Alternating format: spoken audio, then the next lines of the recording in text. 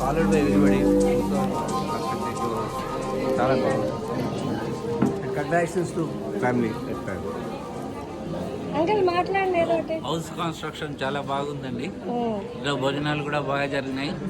తర్వాత అందులో sweet special sweet ice cream pan నచ్చిందా? నచ్చింది.